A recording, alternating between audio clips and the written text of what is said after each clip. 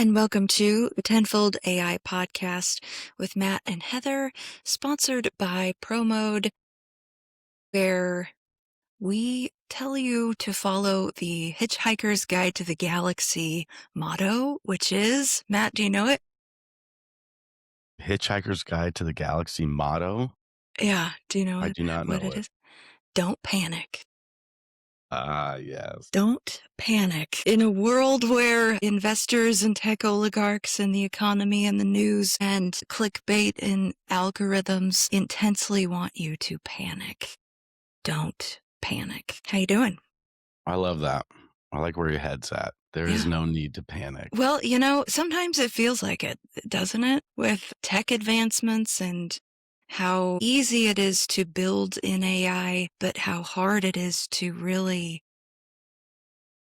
see like a throughway to success, to this Shangri-La that we've been promised from AI. It's a topsy-turvy time to be alive. It is. What is the nature of that? What is the nature of when presented with intense change? Do you think that is hardwired into a person? Is a person's response to that intense change? Is that hardwired in? Is that learned? Where does that come from, do you think? Well, after talking to so many marketers, and because we do a series on kind of a sub-series of this podcast where I'm interviewing marketers and we talk about, their views on AI, how they're using it, what they're building. Just yesterday, talked to a couple of founders, and it's just really interesting. It seems like the more well-grounded you are in your own sense of self and values and core beliefs about the universe at large, the less freaked out you become with change, any kind of environmental change, the economy tanking, new tech on the scene, like any of these variables that do change, in our lifetimes. It's like the more grounded you are in first principles thinking, right? In the things, your anchors, right? Like the things you believe will never change. And that's kind of shaped by your worldview, like how you believe other people will behave under pressure, kind of your beliefs about human nature and your own nature. Kind of the more buttoned up you are of those things, the less volatile your own emotional state is in the face of those changes. It's probably why older folks don't tend to get rattled easily. Yeah. Because they're like, I've seen so many cycles in my day, I've lost everything several times over with the stock market, and, they just kind of like write it out, I think. That's a great perspective. Yeah. Yeah. 100%. It is. Yeah. The more cycles that you've seen in a lifetime, and it does seem to be like there is a sweet spot age that is, I don't know, I'd put it at like 72 and a half, maybe, where it's like, forget it. I'm not going to who cares? Yeah. Who cares what new thing just came out? I'm fine. Yeah, because they're used to hearing about something new and then digging into it a while, writing it out, and then seeing it's really not that new. I recently was talking so I have a friend who owns a subsidiary of a business, kind of like a franchise type situation.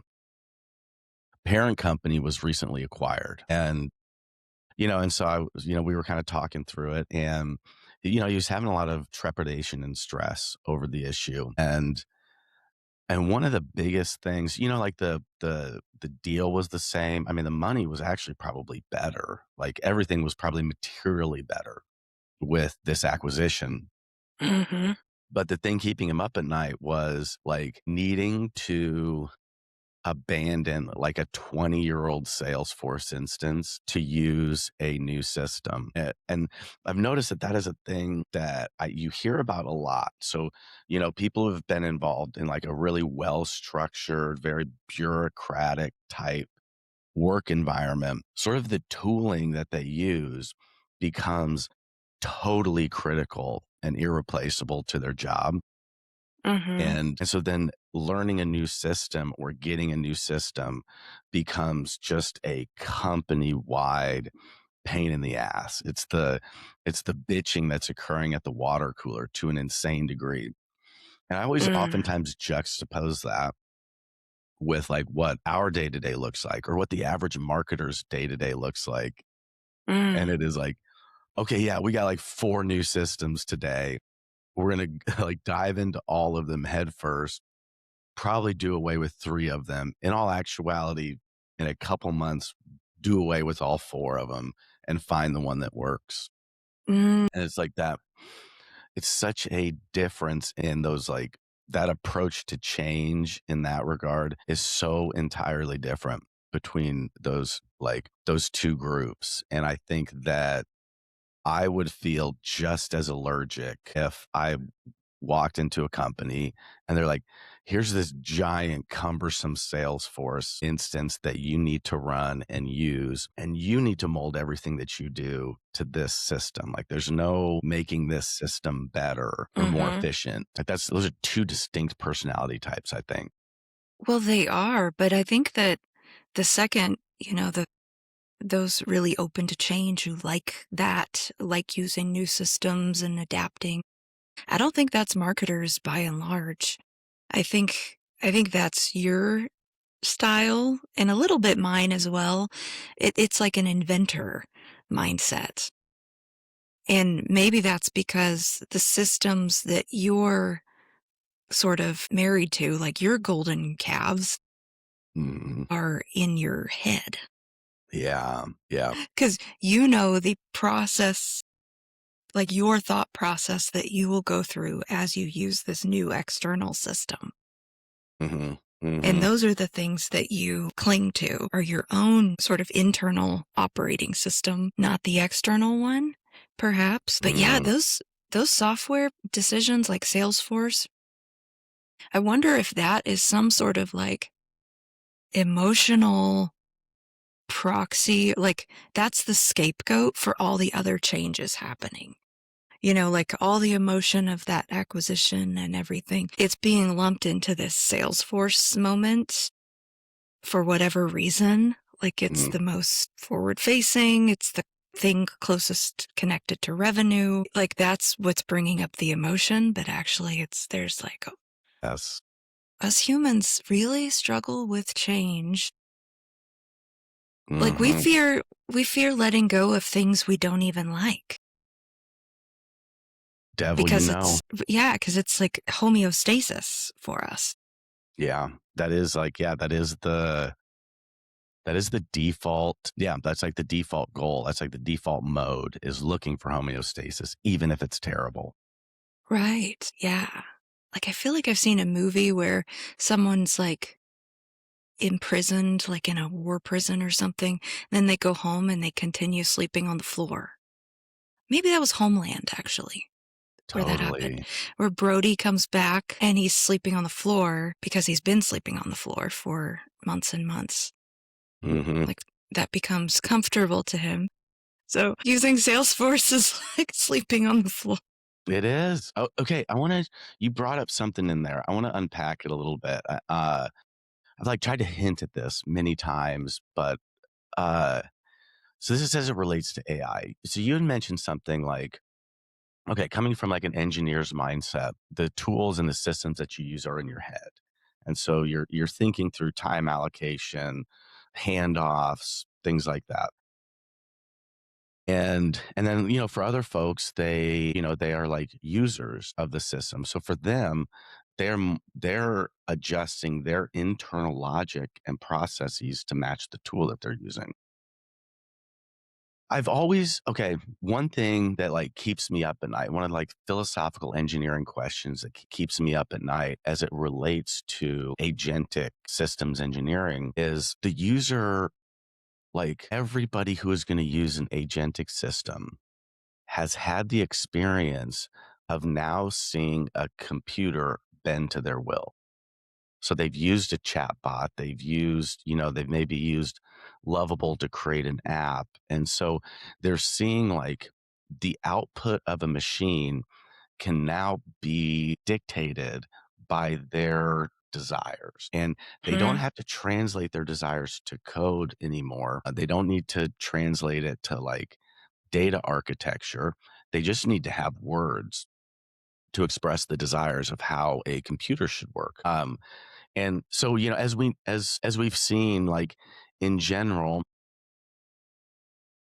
like let's do like a thought experiment, and let's say that we're trying to write a like short story. So it's a five page short story, and you have two people, and they're both using a chat bot, or even a really sophisticated AI to write this short story. And so both of those people are putting their desires and their thoughts and their narrative into this thing, and then output two 5-page short stories. Now, if you had like a blind test of these two short stories, 100 people read each one and then graded each one on the things that they like, I would venture to say that even the people who used the AI to write the short stories, if you were a part of the process of building that, I think you would always grade that thing as higher quality because you were so invested in the process of having that thing spit out. Like it's your prompts that made the story. Mm. And so I have felt as though there's going to be such a crazy high bar and for like agentic engineers to replicate that experience, to like give the user the feeling of like, this application is like you are dictating the behavior of this application from onboarding. I just saw something recently where somebody created like a 20 agent system to run a YouTube channel, right? So we've got 20 agents running a YouTube channel. I mean, I think it's a little overkill. That's a I lot. don't think you need 20 agents to run a YouTube channel, but at any rate, How so many like, to screw in a light bulb, do you think? okay, so if you've gone through the process of building that, and like if anybody could theoretically just with their prompts build this 20 agent system that runs a YouTube channel, and they've gone through that experience, even if there is now a consumer or enterprise product that is a YouTube agent, like, you know what I mean? Like a legit engineer builds a system that like has accounted for all of the complexity that you would need to run that system well. If somebody has gone through the process of like cobbling together 20 agents with their desires in mind, Mm-hmm. it is like the performance lift that the like well engineered system that's being sold as a SaaS is like, that bar is going to be so much higher. And Mm. you know what I mean? Because if the person had done it themselves and their prompts went into it and they saw the agents being spun up and they got to give the agents names and, they got to just like put themselves in that thing, they're always going to prefer that system, even if that system is 20% as good as another system that was like really Mm. purpose built by experts to be robust and persistent. Mm-hmm. And Yeah, so that makes sense. yeah, yeah, yeah. So it's like people having seen that these things are possible now, I think have this like extra skepticism of like, well, I didn't build this system. And so therefore, I'm always going to feel like there's something missing in it because I didn't build it, kind of thing. Mm-hmm. So I think the art of agentic UX from an engineering standpoint is how do you get buy-in from that user to where they feel like they are actually building the application. You know what I mean? Like it becomes the engineering problem then becomes, okay, we create these guardrails where it's like the system will definitely work and it will be more performant than anything that they would be using. But they have to have the feeling of building it themselves, I think, to get the buy-in that it's a effective and quality system, you know? Mm-hmm. I think that's going to be the trick, like in the same way that for a long time app designers would like, I mean, like the default app designer suggestion 10 years ago was like, oh, we just need to gamify it. It's like, okay, cool. Yeah. We know gamifying something is a UX strategy, but that just used to be like the blanket thing that they would throw Right. on it. And and really what gamifying means is it is like, okay, we're going to trick our users into like staying on this platform by Right. gamifying it. We have to somehow engineer a dopamine hit Yeah. into the experience Yes, that's to keep exactly it. people using it. Yeah. Is yes, A you nailed it. notification, a like button. Mhm. Mhm. And so I think the I think the new gamification, like the way that UX designers will toy with their users' hormones like dopamine and adrenaline is going to be how to give them the impression that they are building the app. And Mm, you've created constraints in which they can do that building. yeah, that's interesting.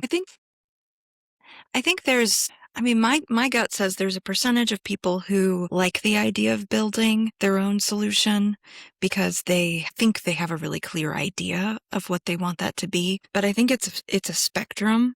I would guess it's probably more like a bell curve, actually. Um, and in the middle are people who kind of sort of know what they want it to be and do, but about 10% into that build process of even describing it to another human, they realize, and I would fall into this for most things outside of my area of any kind of expertise, right? An app that I'm using. I would have some idea of what I want it to be and do. And I would start talking and get excited about it. Yeah, and it should do this and this.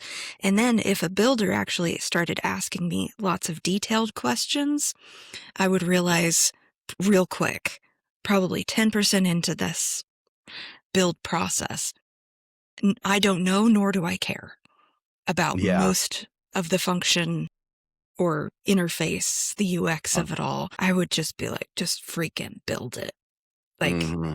just do it. Because people don't know, most people have no idea what they want in Yeah. most areas of, you don't go to a restaurant and tell them exactly how to prepare every little thing that's coming out of that kitchen, Mhm. you know? That that reality that you're describing, it hit me so hard. Well, you've built thousands of websites. You know, people have no idea what they want. Yeah, yeah. Well, I mean, and even on a like when I first was in a position to where I could have input on product, I mean, it was like for the longest time, my role in any sort of like technology was like the customization layer of it. Okay, so we're building a CRM for fill in the blank. I would always come in on the fill in the blank, nothing about the CRM whatsoever, but I would just pop Interesting. in on the fill in the blank, and then, okay, I'll pick up the design from here. But then once I was able to start having input on the CRM side of it, I was spitting up, man, I got feature ideas for days, homie. I'm the man. And then the first time I got a list of questions back from developers or system architects, and it was like, what happens when this character count exceeds the allotment? And Yeah. I was like, wait a second. It goes in the weeds so fast. Oh, yeah. I was like, okay, let's just do a couple features a year then. And let's Right. really, really think about them. Yeah. Just to And it see. gets real boring and real tedious real fast. But on the other extreme of that bell curve, there's people who know exactly what they want Hmm. and people who can communicate that. Those are probably people who've lived in both worlds, like yourself, who have coded, like you have an understanding of UX, of systems, back end systems, and you have, UX experience and a user level experience. Like you Hmm. see the business case, you see the sales cycle, you see the product itself, the build of it. Those people who have that level of taste for what they want, for sure they're going to want to build their own. And now they can because they can describe it. Yeah. Yeah. Um, so, you want to let's jump into some AI news. We Yeah, got there's so a much. You decide where we start. We've got data center moratorium, Mythos 5, Sora shut down. You had a couple bangers too. Where should we start? mhm. What hit my uh interest looks like what's happening with OpenAI and uh, ad monetization is really interesting. I don't really know how I feel about it, to be completely honest. They have they've been doing essentially Google Shopping, if you will, like a Google Shopping like experience inside of ChatGPT in the US, generated $100 million in ad revenue and are now launching it globally. So that will be, hitting the scene at a global level. But I don't know. They're putting control in the hands of the advertiser, just like Google Shopping. So you're not at the mercy of OpenAI so much. Like, you have levers you can pull as an advertiser to get found when people are searching your product. I don't know anything about the, cost per acquisitions, the cost per clicks. I'm really not familiar with the ad cost structure. I don't personally know any companies who are doing that right now. Mhm. I would love to find out if it's public data that we can find, but I don't know. I think I was looking forward to a couple of years where we have sort of like a digital ad reset of sorts, Mhm. where we just kind of let natural language processing serve people what makes sense algorithmically before we start monetizing with ads. But I want to get your take on this because this is not, obviously this is not my area of expertise. It represents a meaningful step for the first time. For the first time, advertisers can monitor performance in real time and optimize against impressions and clicks directly without going back to OpenAI or an agency intermediary. What does that mean? Like, can monitor performance in real time? I mean, they're probably giving them a dashboard, Hmm. like sort of an ad platform, just like Google, Okay. Okay. So, like, yeah, when you like a like go to, self-serve platform. and it's like going to be, I would imagine that that interface is a chat interface too. So it's probably super easy to use. I bet targeting, you're probably doing your targeting, setting up your budget using natural language with the entire thing right from the jump. I think it's just for physical products too, Hey, which is interesting. So, you could upload a photo of something and then ask where you can buy it. You would be queued up a series of images, ads with that product, and can transact. okay. And so it looks like, so they're only charging for inventory that gets bought, which is a great rollout plan. So if it's for physical products, it is like you've got your SKUs in there. I'm sure there's probably some type of integration with Shopify or some sort of inventory management. And so you have a cart checkout. So this is like the target URL of your ad is, okay, here's like checkout success. That's your like conversion event. And you're only charged for product that's moved. This is Mm-hmm. very fascinating. It is That's like, probably a sweetheart deal on the front oh, end, I would guess, but I would take advantage of it if I were an e-com vendor. yeah. I mean, it is. CPM still sits at $60. Might seem a little high considering the lower $50,000 entry. CPM is $60, but I want to know this cost per acquisition. Mhm. Mhm. because you're only paying a $60 CPM when a transaction happens. I'd be Right. curious to know the average cost per acquisition. Yeah.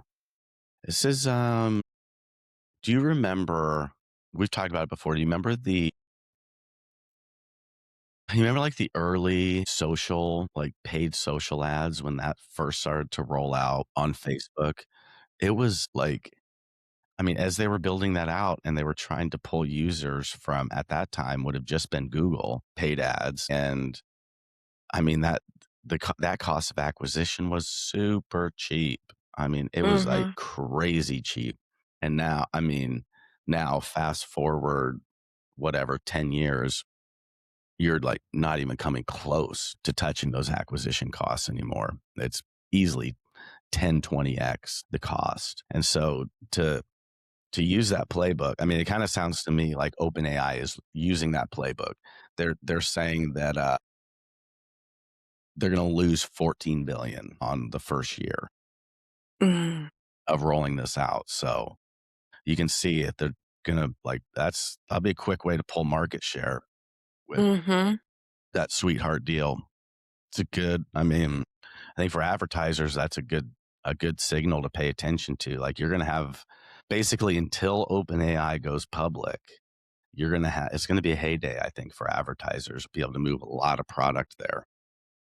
Yeah, and Meta's doing interesting things too. They're adjusting in a big way. I believe they're launching it's a platform that runs your ads, and it's on steroids from the current Meta Ad Manager platform. It's supposed to be so intuitive that you absolutely don't need an agency to run your ads. Mhm, And mhm. I think the OpenAI move is similar. So that will save companies thousands and thousands of dollars a year on ad management fees. What is like what's an average ad management fee? So if I had like a 10 grand a month budget on ads, Yeah, and that's my ad spend, what would I be paying on management on that? roughly 20% Okay. on management.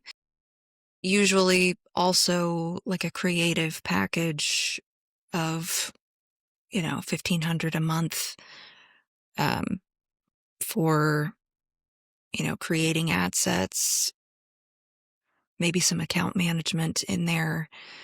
It depends on who's doing it, but I'd say all in, roughly 20 to 40% of your ad budget will go to management fees. Okay, just to circle back around, I like this just dawned on me. Because previously, like that ad so 20%, let's say 20% ad management. I mean, if anybody has ever gone in and tried to set up a paid ad with any level of sophistication, I mean, it is Yeah. the targeting, the A/B test, the all of those things. I mean, it's like, okay, that is well worth it because it's gonna eat up when you launch it like pay per click, whatever they call it now, AdWords, whatever Google's thing is.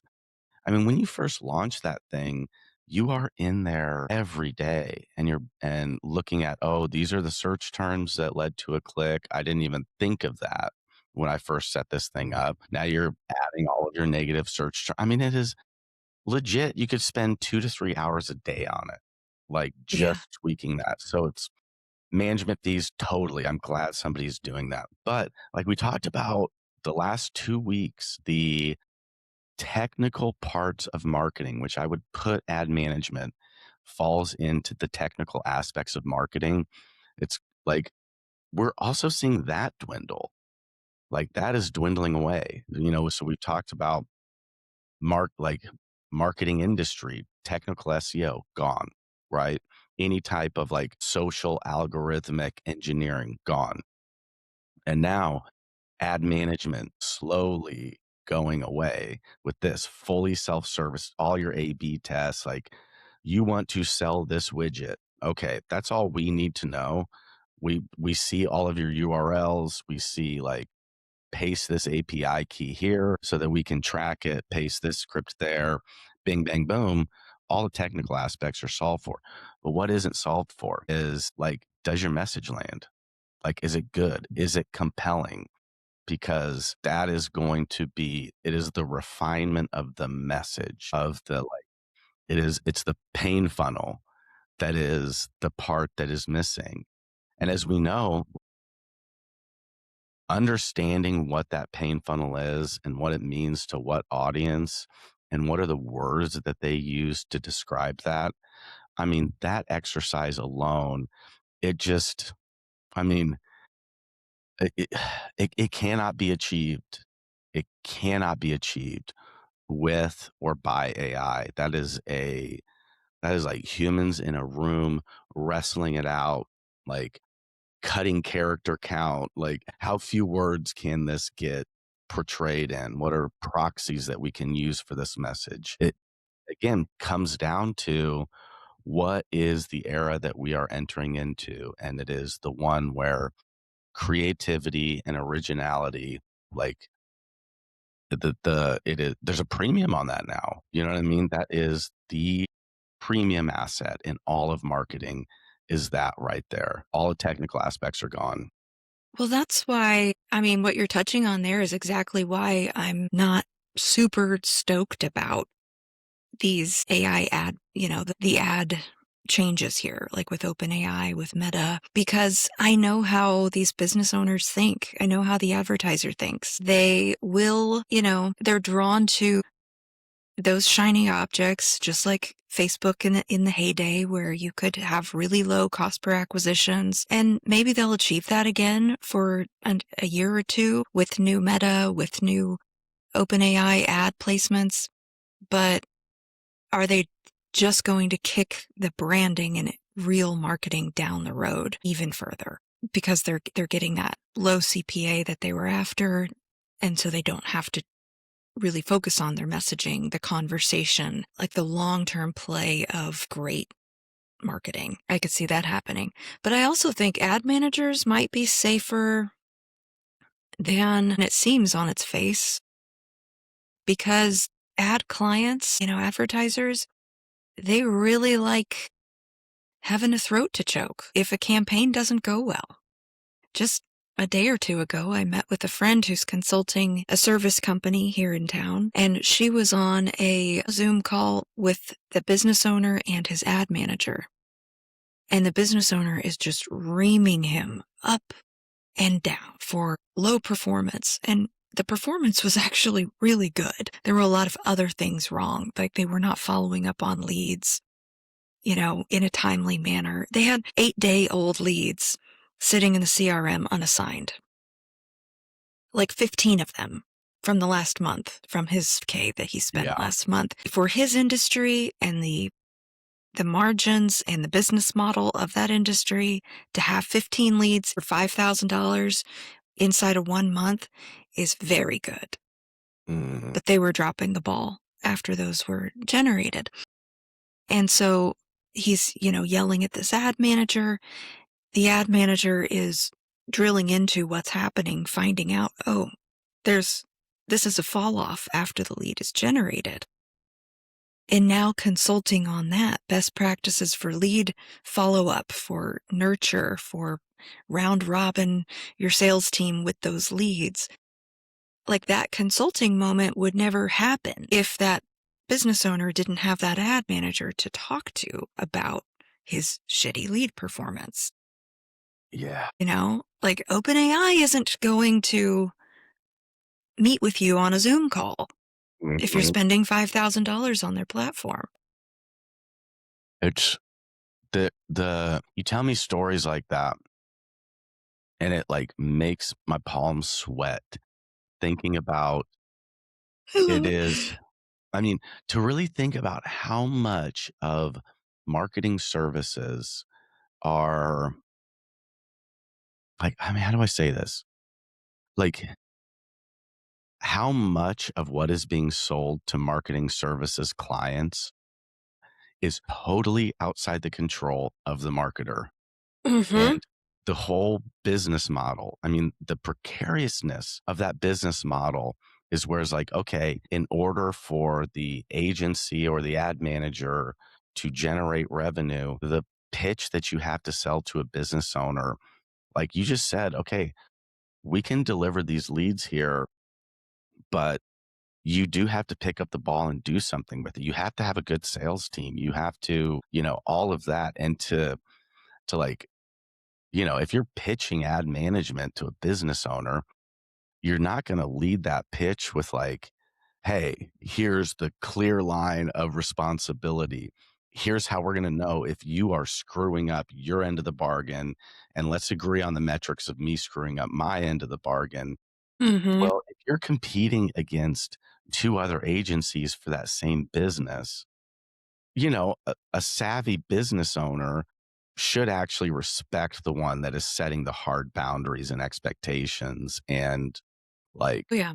honestly being willing to fire a client pretty quickly the minute that boundary is crossed, having it in writing, reiterating it on every interaction. But then if you're competing against two other agencies that are like promising all sunshine and rainbows and leads and growth and okay, if we get this many opens, we'll get this many clicks. If we get this many clicks, we'll get this many leads. And then you will make $1 million more this year. And it's like, Yeah. okay, everybody has made that funnel and everybody has looked at the percentage of carryover across that. And it's never the case. It's the case 0% of the time. Every one of Mhm. those things is a one of one, unless you are an Amazon store selling paper towels. Like there are Yeah. just so few businesses that could actually predictably throw revenue at those percentage of carry throughs through a campaign. But then Mm. there was just so much outside of everybody's control in that mix that it Yeah. sounds stressful. So no wonder so many marketers are freaking out right now because they're going into this huge disruptive time. Yeah, but those the small and mid-sized companies, I think, are the ones that marketers should be getting real close to right now. Like building really strong relationships, being a business advisor to those business owners, because that's what they need. They don't have the expertise in-house to know how to triage a bad ad performance scenario.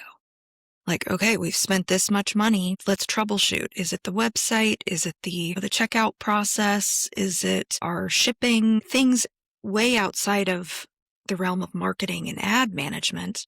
But if you can learn a little bit about those things and be able to connect them to what you're doing in marketing, like, hey, your margins are down. Let's take a look at what percentage are you paying on your credit card transactions?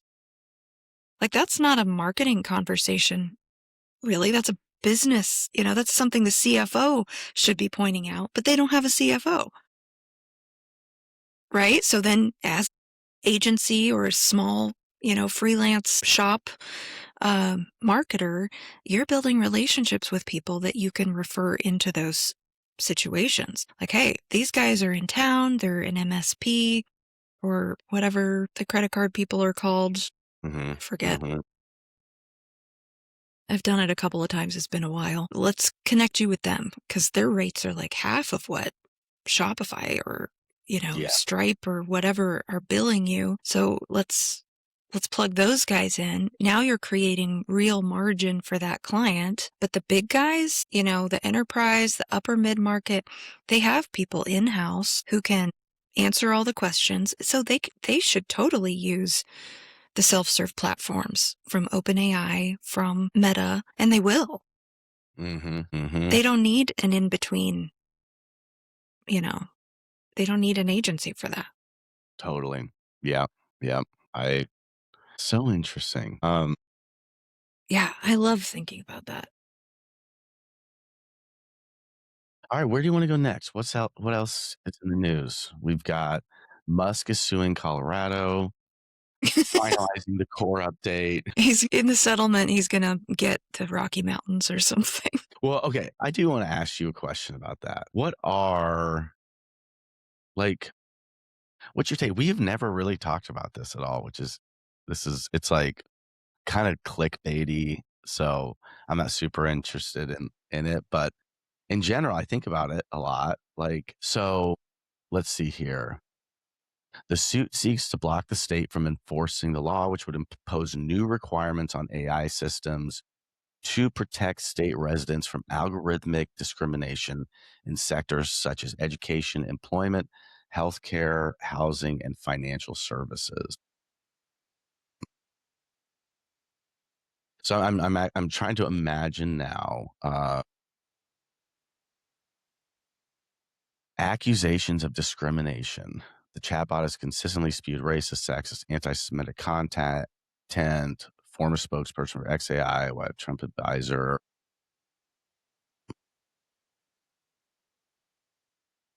What is your take on this? Like, I have no idea what. Who is he? Musk is suing the state of Colorado? Who in Colorado brought this?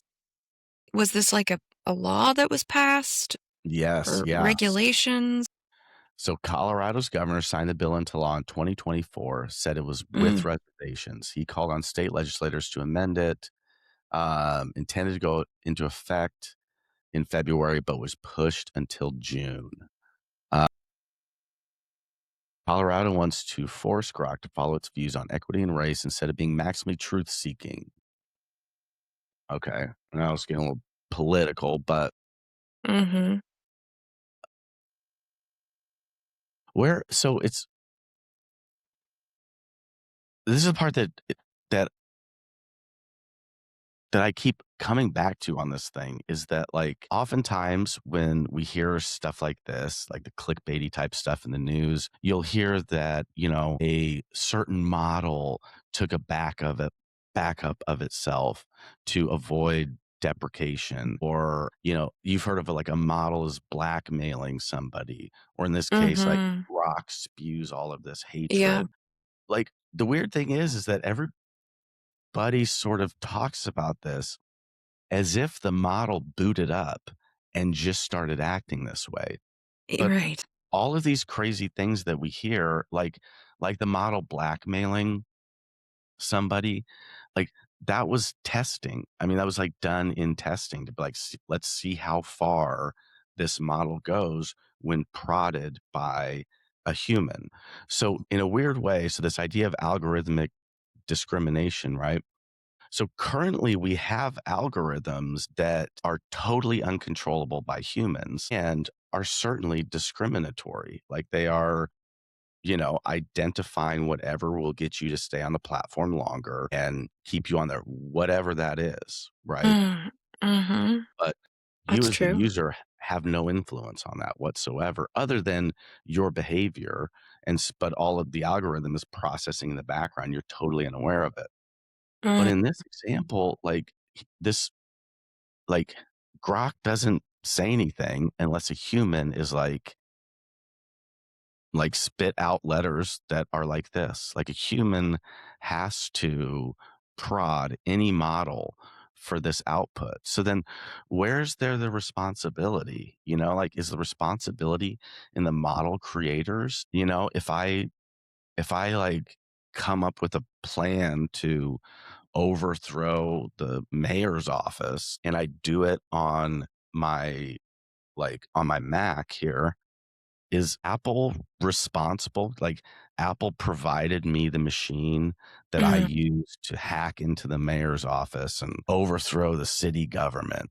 Is Apple responsible in that because I used their tool to plan and execute the entire thing? mm-hmm.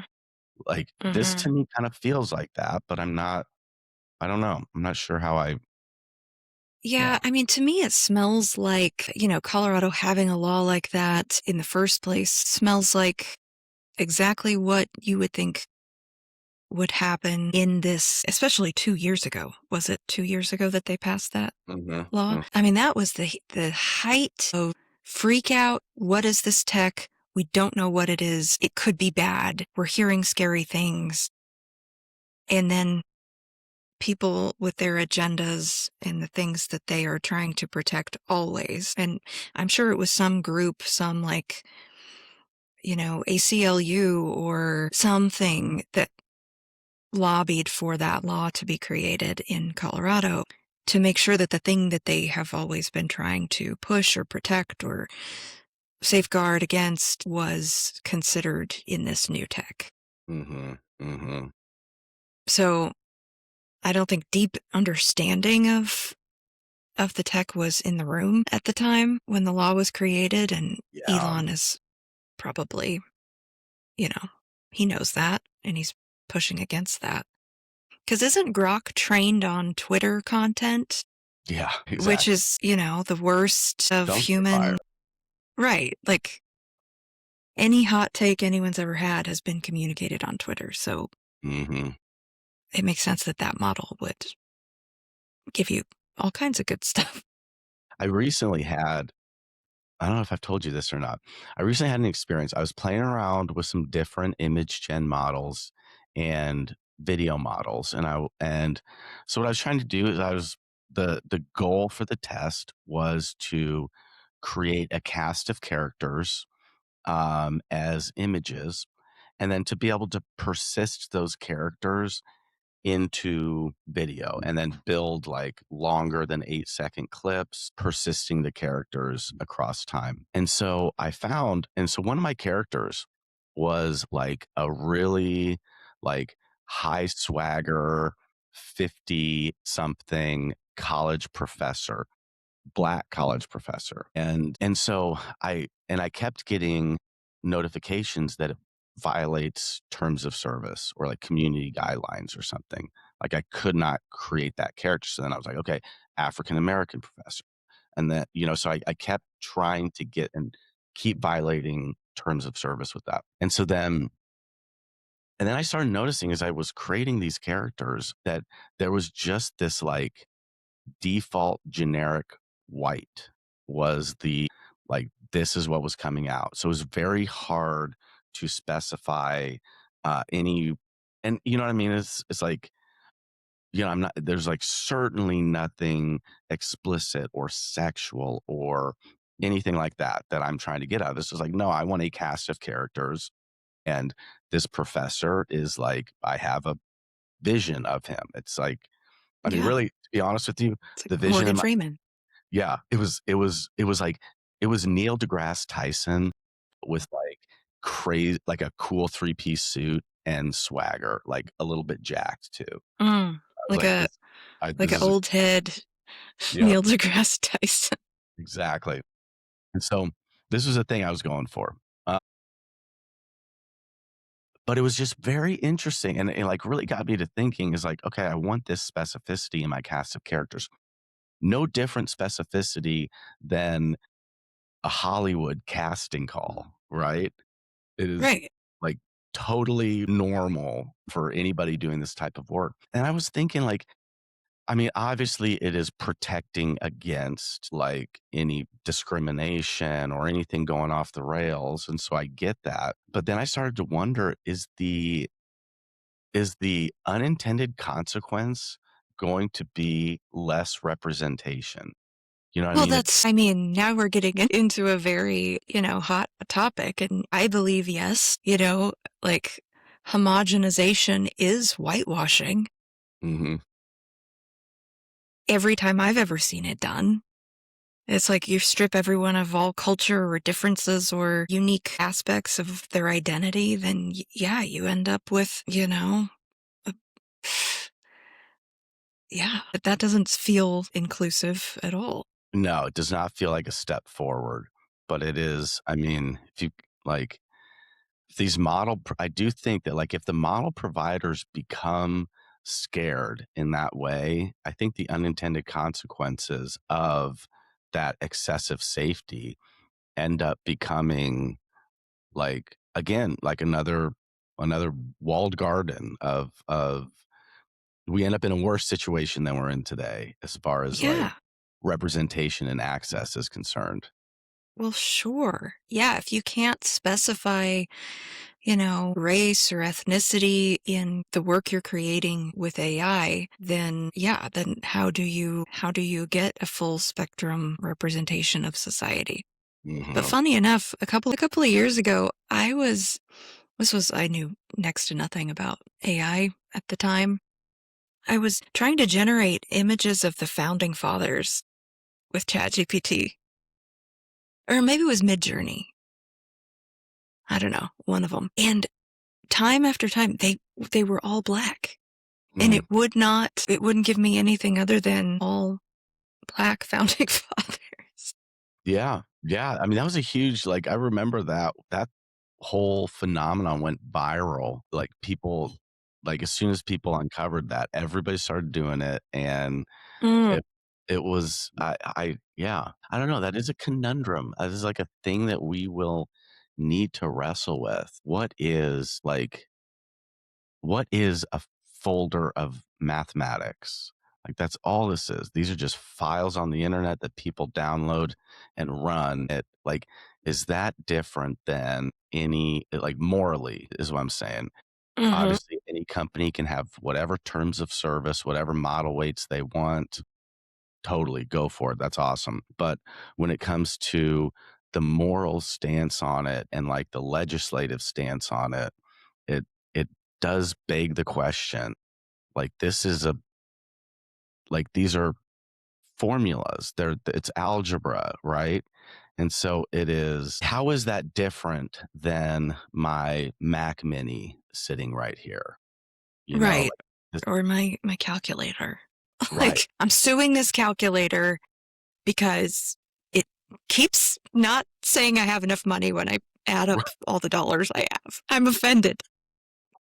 But I had what I thought was an interesting conversation with ChatGPT a couple of days ago. We were watching a TV show and I was like, questions are coming to mind. So I was asking ChatGPT about if AI will ever be able to predict the future. And it was based on the premise of, if AI is a master pattern recognizer, could the universe be coded based on pattern? And Prime Radiant. right. And the answer was really funny. It was like, there would need to be an AI, essentially a data set as large as the universe, Yeah. in order to predict the universe. And even then it said you have to leave room for variables and off pattern occurrences. And I was like, but what if everything is a pattern? What if nothing is a variable? If you analyze it like well enough, essentially. And it was like, interesting hypothesis, but in order to even find out if that's true, you would still need a database as big as the universe, and that's not practical. I was like, Totally. okay, got it. Well, yeah, that's very fascinating because the model, I mean, even in the process of building that model, the universe would have, because you're always going to bump up. I mean, like, you're always going to bump up against relativity. So at Yes. any moment in the model or any moment in the universe that you choose to then observe either the model or the universe, the state of that thing has changed Yeah. at the moment that you observe it, right? And so it's Yes. always going to have a slight loss unless, you are Mm-hmm. somehow able to create this model in a higher dimension. You know what I mean? Yes, you would have to Like, create it apart from the universe. yes, Like, it couldn't be, because the model itself would be affecting the universe. yes, yes, yes. It got trippy fast, and I was like, this Oh is my awesome. gosh. This is like, I mean, you basically just, um, like, inadvertently wrote the, uh, plot of Foundation. I mean, that is like, I mean, that's like, it's like most of Isaac Asimov's work That's is so funny. questions like that. Yeah, so funny. Yeah. What else? Mythos sounds Yeah, mythos. scary. Yeah, what have you heard about this? I have been just What I heard was that it's the super powerful model from Claude that is really, really good at identifying bugs in systems. And it's so good at that that they're not releasing it yet because essentially hackers could use it to take down the largest companies and governments in the world. And so for now, they're releasing it to the largest companies and governments in the world to run debugging for their own systems. Wow. Hyper advanced AI model. Trillion parameters. I mean, what is going on here? Yeah. But again, I always think, okay, is this investor bait right here? It's so powerful. We're not releasing it. It's only, like the narrative does sound very exciting. Is that true? Or is it some kind of, Yeezy launch scarcity thing going Listen, on? I think in the case of Anthropic, it's for real. I mean, Anthropic. Yeah. yeah. I think that anybody who has, over the last week and a half, I think everybody using Claude Code that has like Anthropic is putting out the signals that they're going public. I mean, they have booted so many users. They have unilaterally changed like context usage. They're pushing everybody to use API. I think everything is pointing to Anthropic capturing enterprise market share, buttoning up profitability, getting users off of Claude Code that are like not profitable. I think Anthropic is very much signaling that they're no longer in user acquisition mode, that they're in channel distribution mode.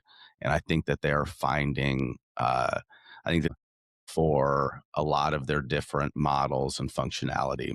And I think end user acquisition, it's uh I think they're signaling that they're going to go public in the next year is what this tells me.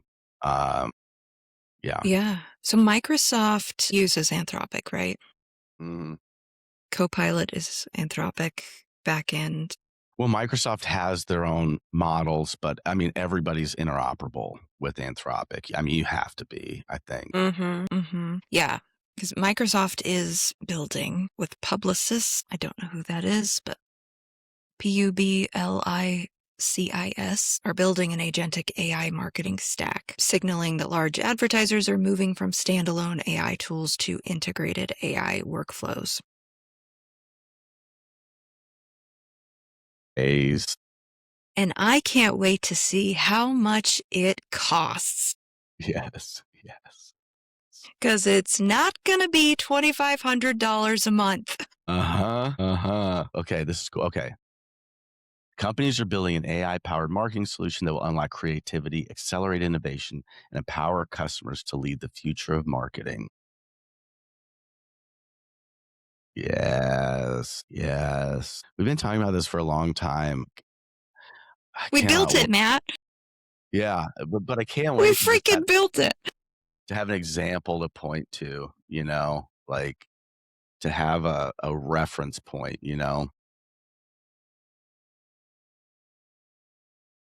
Yeah, I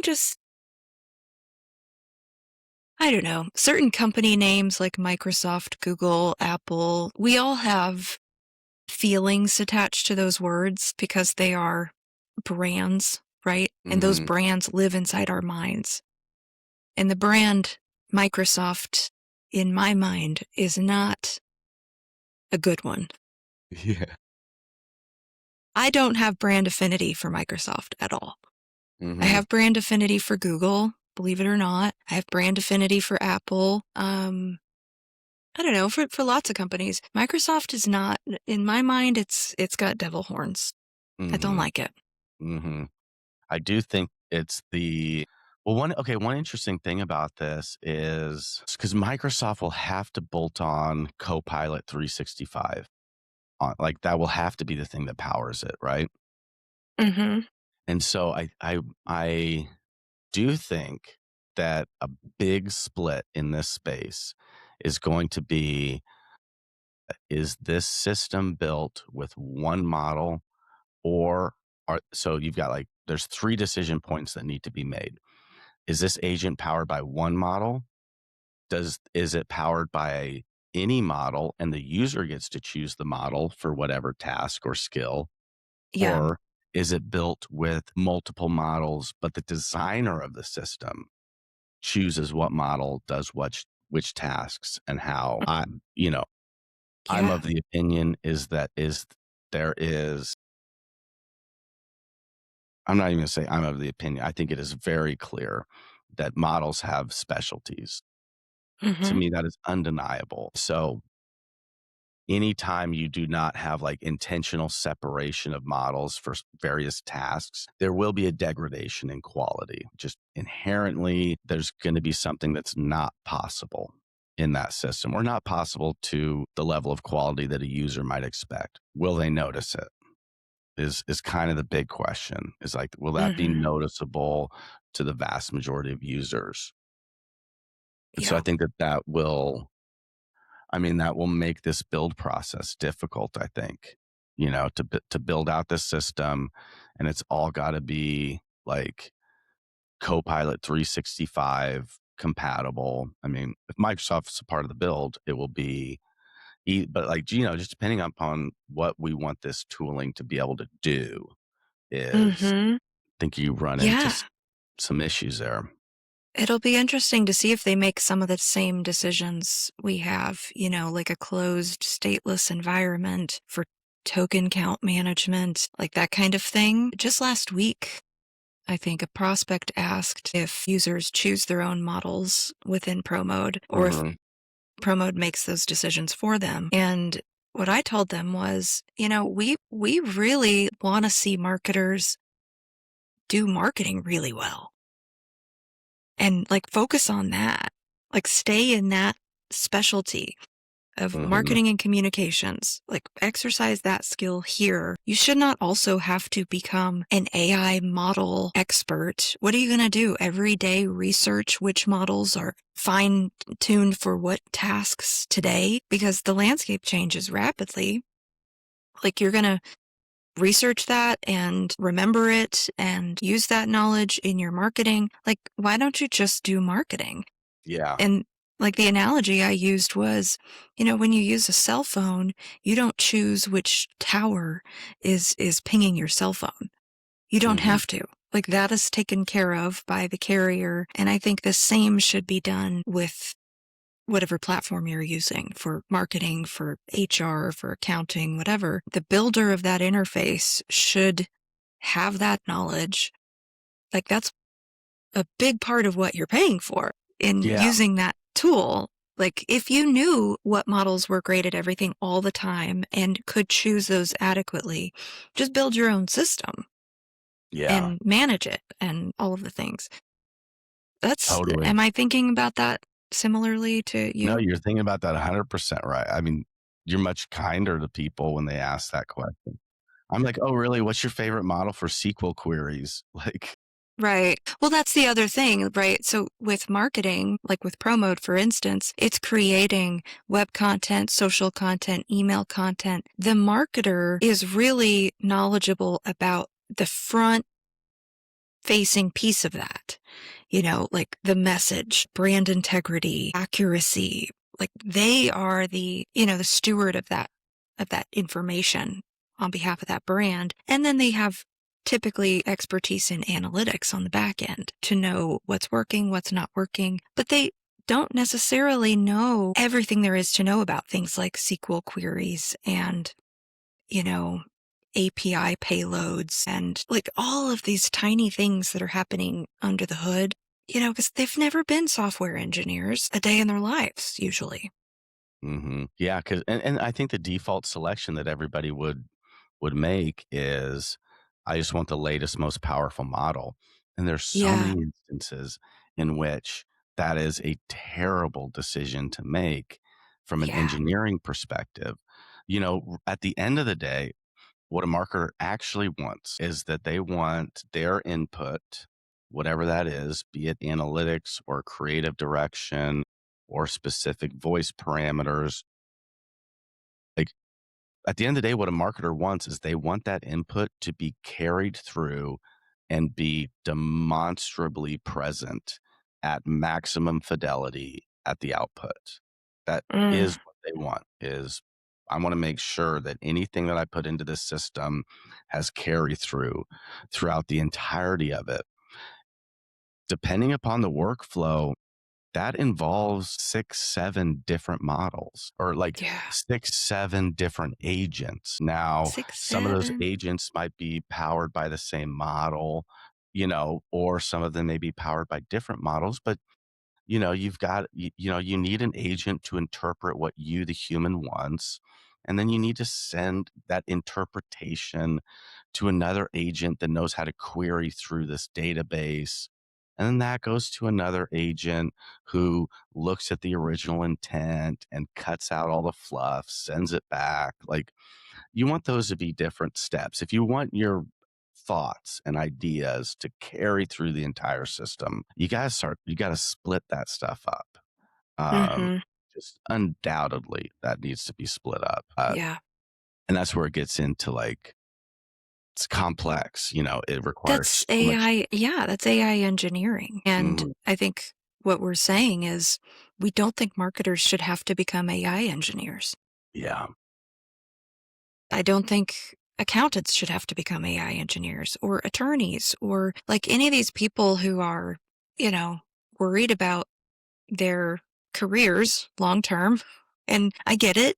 Like, I understand that. But, leveraging AI does not mean becoming an AI engineer. Yes.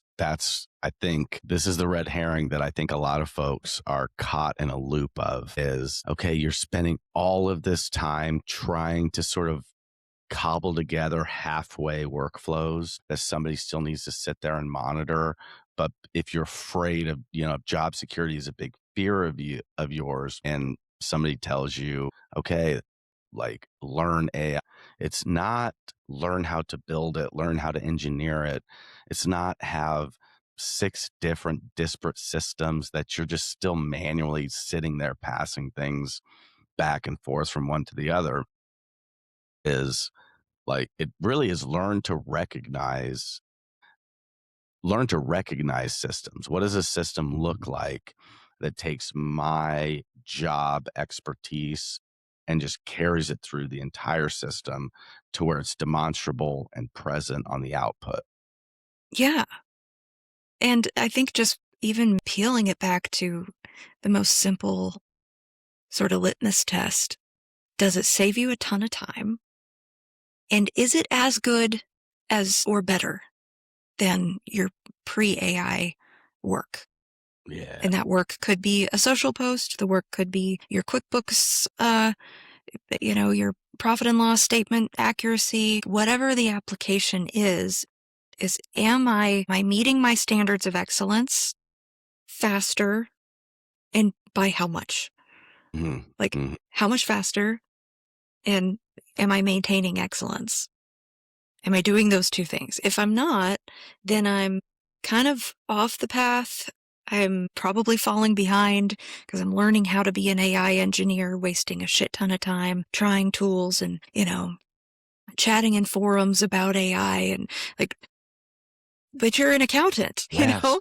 but you're an attorney, but you have 20 years of marketing experience. That's what your Totally. clients need, not for you to become an AI engineer. Totally. The example we were talking about earlier about the like huge YouTube multi-agent management thing.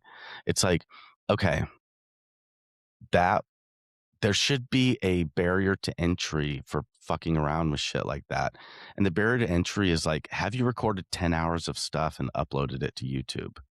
Hmm. That's going to be the first step. Like, why? Like, you have no idea what you're building this thing out for. You're like, oh, Hmm. this is really cool. I have always wanted to start a YouTube channel.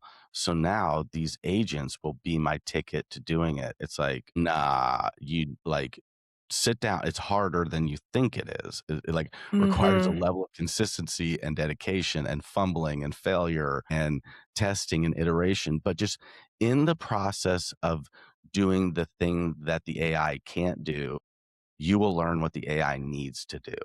And I think that's where a lot of people are getting tripped up. They're seeing these cool workflows, these like cool case studies, and being like, "Oh, that's been the missing link between me being able to do this thing and not."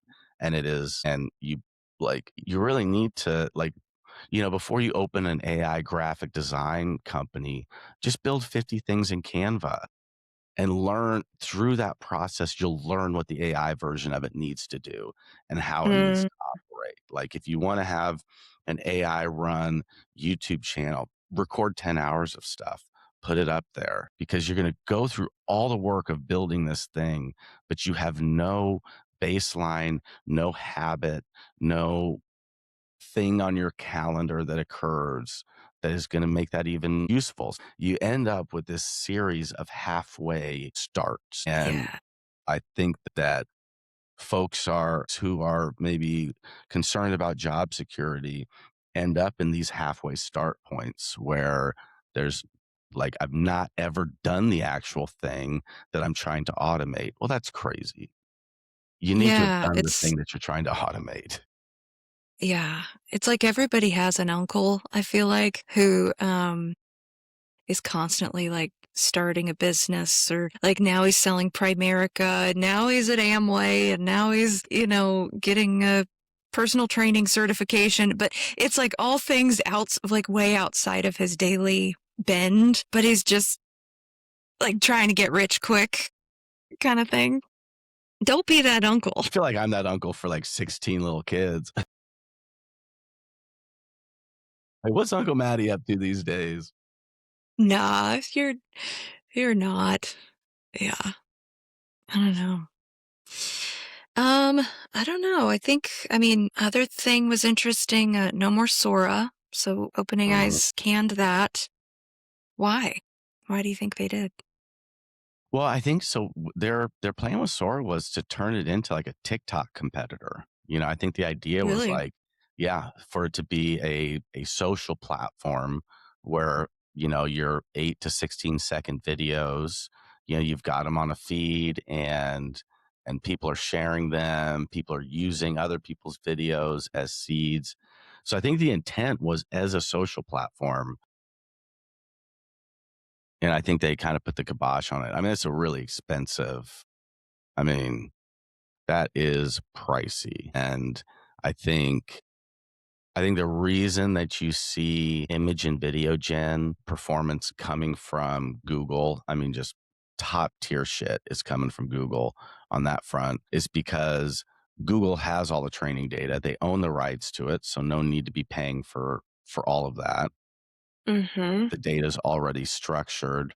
They've got Google image search, they've got YouTube, and they've got a huge war chest. I mean, they can afford to allow people to, you know, just crank out iterations of videos and iterations of images, because they just have a massive war chest. Or publicly traded company. They can issue stock, they can take the losses early on.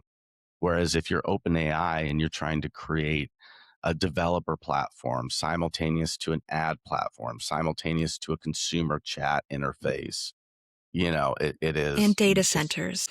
yeah, exactly. Like, and video gen is an expensive run, and people iterate like crazy on it. And if you're trying to create a social platform, that means you can't really charge with like API credits, or you can't charge, you would have to give people the experience of like, yeah, churn out whatever you want.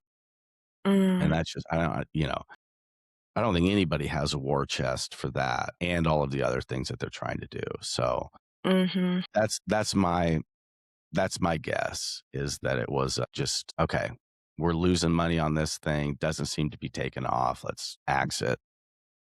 Mm. Interesting. Very cool.